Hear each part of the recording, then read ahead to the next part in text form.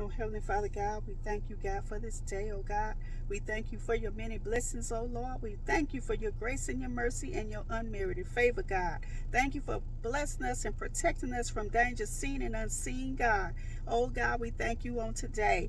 Lord, bless each and every person, oh God. Bless their finances on today, oh God. Bless their employment, God. Let them be employed, Lord, in the name of Jesus. Bless their businesses, Lord, in the name of Jesus. Bless every aspect of their finances, oh Lord. Let them have good success and make the right decision. Bless them with wisdom, Lord, and knowledge as they go through their finances, God, on their financial journey, God. And if there is any debt, Lord, you said that we are to owe no man but to love them, oh God. So let them be debt free on today in Jesus' name. We speak debt free, debt free, debt free in the name of Jesus. Bless, Lord, heal, Lord, deliver, Lord, set free. In the mighty name of Jesus, we pray and we give you glory. We thank you now. In Jesus' mighty name, we pray. Amen.